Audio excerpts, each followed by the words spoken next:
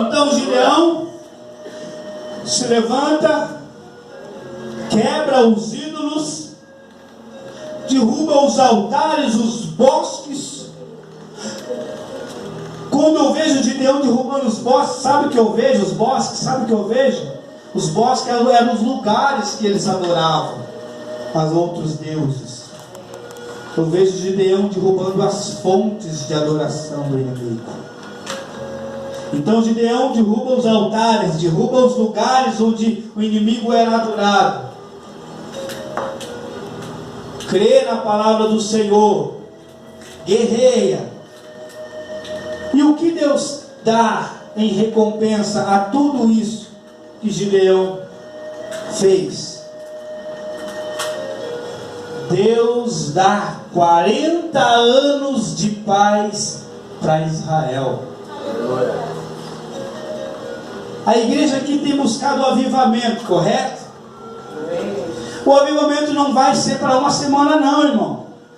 O avivamento que Deus quer trazer para este povo aqui não vai ser para um mês, não. Não vai ser para um ano, não. O avivamento que Deus quer trazer aqui vai ser para mudar a geração. Assim como Deus levantou o Gideão e mudou uma geração, Deus trouxe 40 anos de paz. Não foi um ano, irmão. Foram 40 anos de paz.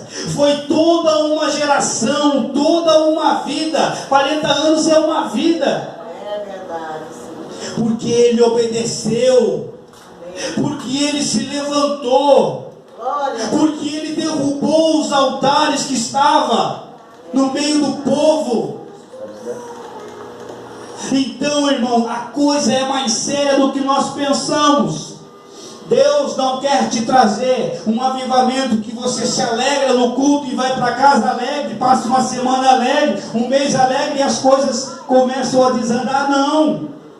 Deus quer trazer um avivamento para você, que você sai daqui edificado. Passe uma semana, pode ter luta, mas edificado. Passe um mês com luta, mas edificado. Deus quer mudar este povo. Deus quer fazer que esta igreja mude uma geração. Já pensou?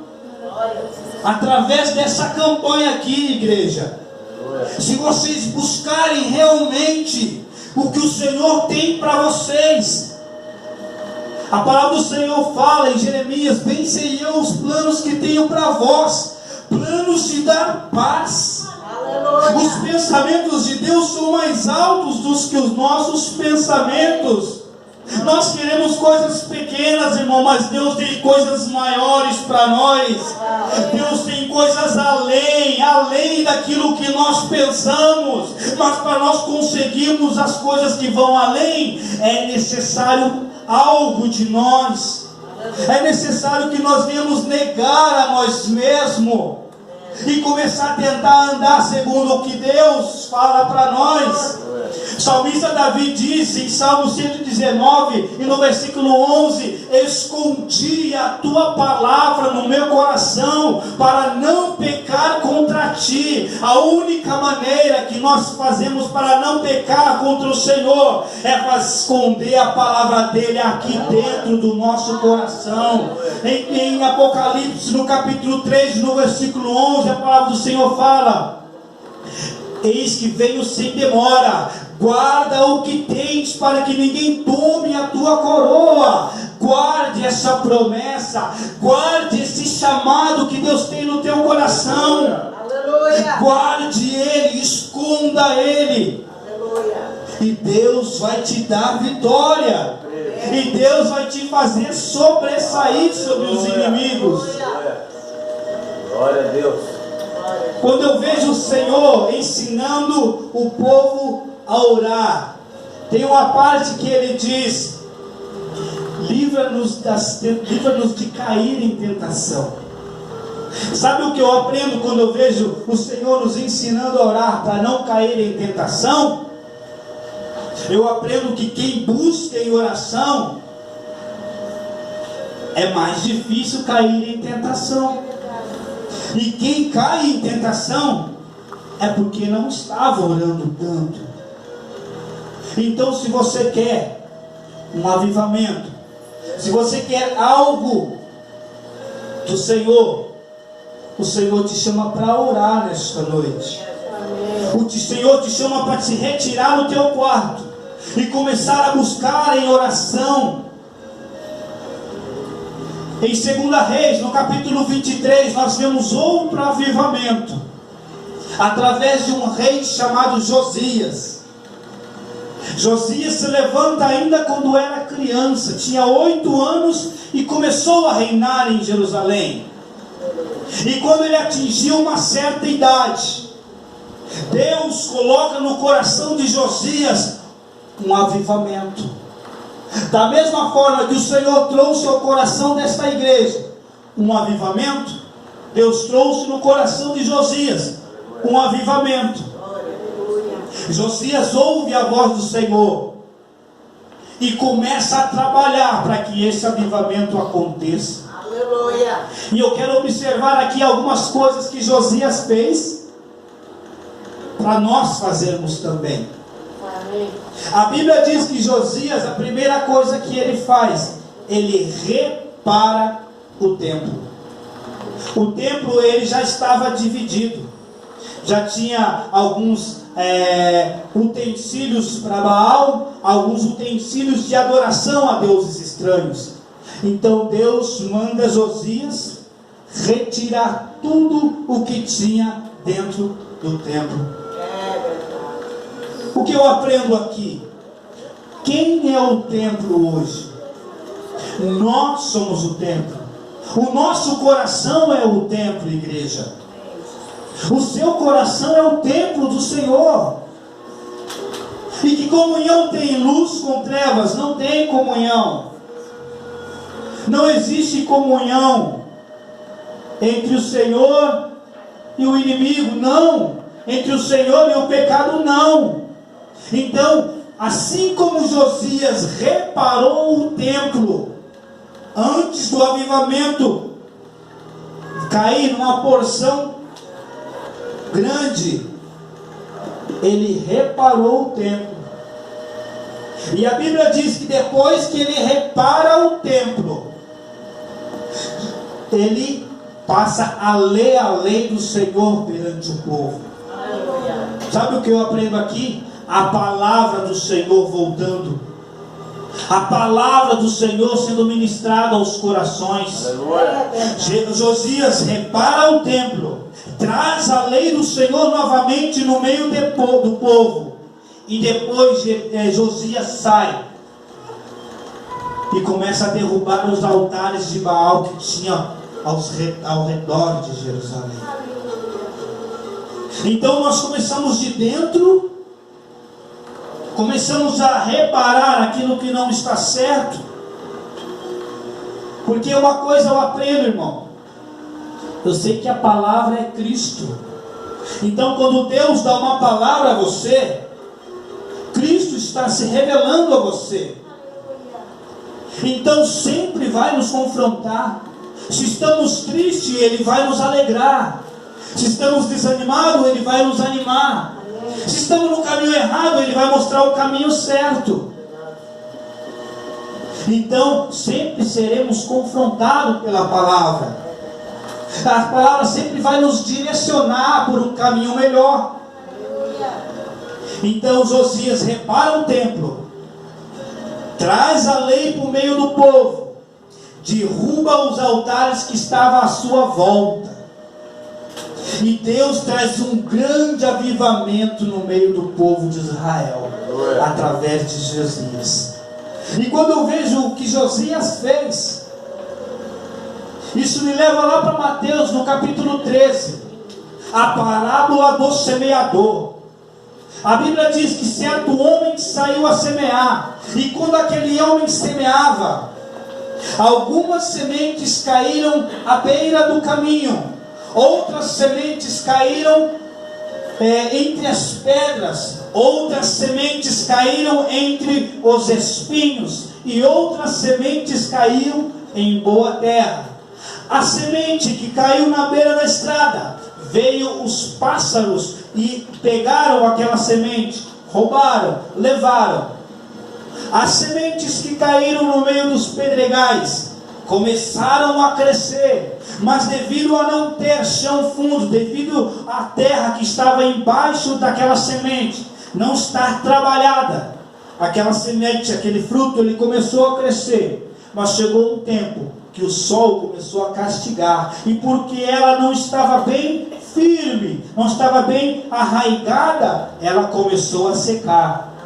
Vejo também outra semente que caiu no meio dos espinhos. A Bíblia diz que aquela planta, aquela semente, ela germinou e começou a crescer uma plantinha, e aquela plantinha foi crescendo e chegou um certo tempo, ela parou de crescer.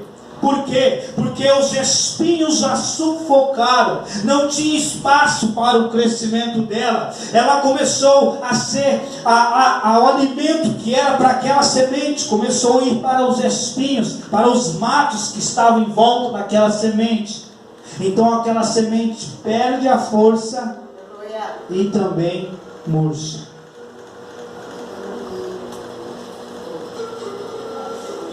Mas a palavra do Senhor nos diz que houve uma semente, um tipo de semente, que caiu em um certo tipo de terra. E essa terra, a Bíblia diz que era boa. E a Bíblia diz que aquela semente, ela germina. E começa a crescer aquela plantinha. E vai crescendo, e de repente os frutos começam a aparecer. A Bíblia diz que deu bastante fruto. Mas sabe o que eu aprendo aqui?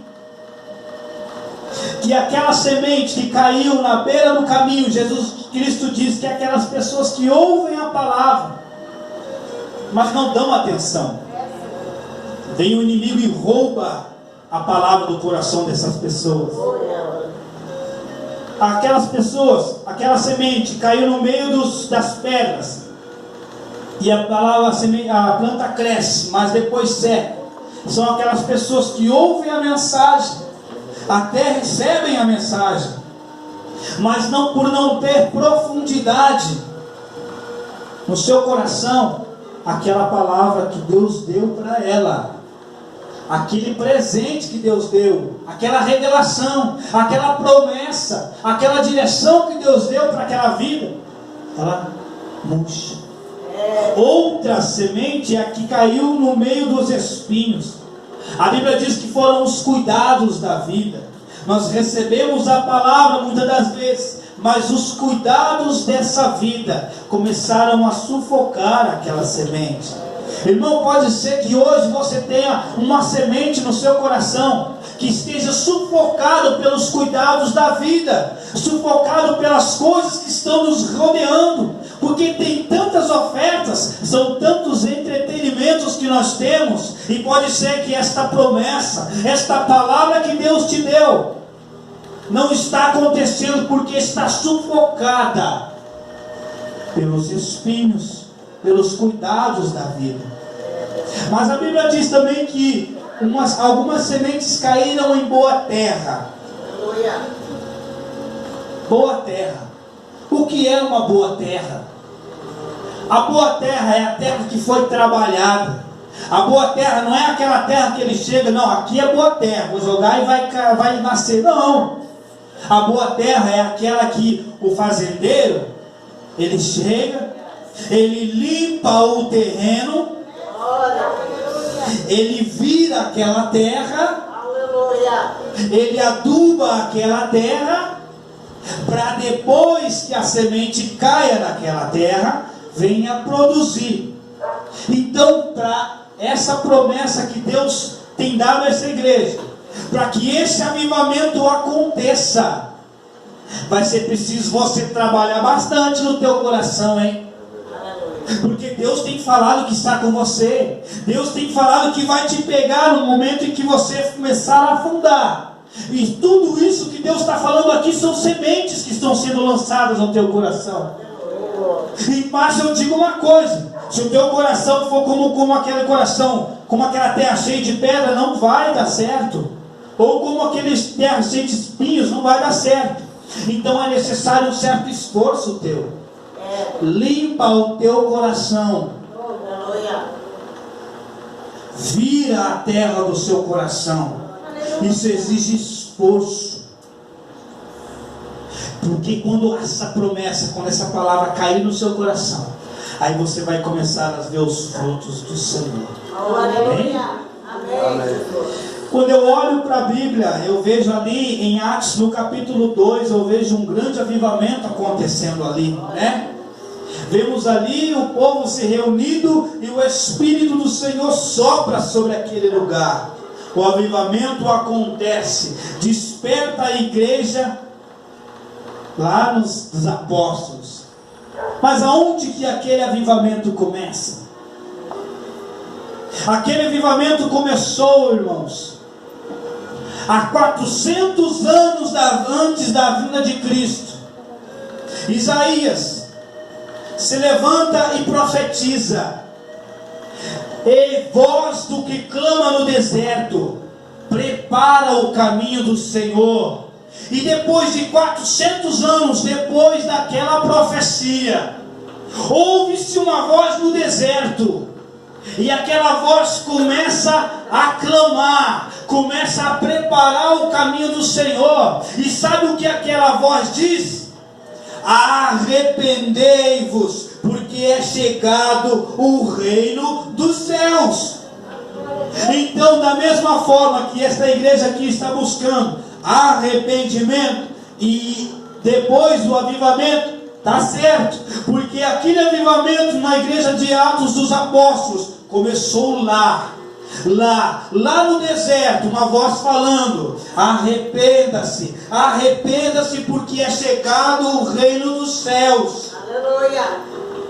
Depois daquela palavra, acontece todo o processo. Jesus Cristo vem, morre por nós, reúne-se um povo depois que ele ressuscita, de 500 pessoas, que ouvem a promessa do avivamento, que ouvem a promessa de que desceria sobre eles o Consolador. Mas apenas 200 estavam quando acontece. Perseverança. Perseverança. Deus quer dessa igreja perseverança. Deus chama essa igreja para perseverar nesta palavra. Porque se você perseverar, a promessa que ele fez vai se cumprir. Aleluia.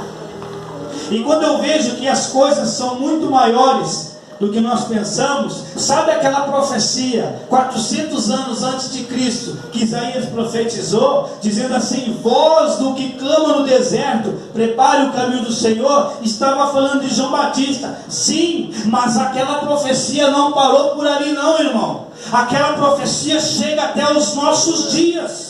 E essa voz hoje do que clama no deserto somos nós. Somos nós hoje que somos chamados para preparar o caminho do Senhor. Eu e você, igreja, somos chamados para preparar o caminho do Senhor, para profetizar no meio desse deserto. Aleluia! Nós que fomos chamados. Então, quando eu olho para a Bíblia e eu vejo uma certa parábola que diz lá em Mateus, no capítulo 25, que existiam 5 noivas, 10 noivas, 5 eram prudentes e 5 eram loucas. A Bíblia diz que chegou um tempo, todas dormiram, mas a Bíblia diz que chegou um momento e ouve-se uma voz. Aí veio o noivo. Sabe o que eu aprendo quando eu vejo que ouve-se uma voz? 10 noivas dormiram, mas quem que clamou? Qual foi a voz que clamou? Tinha alguém acordado.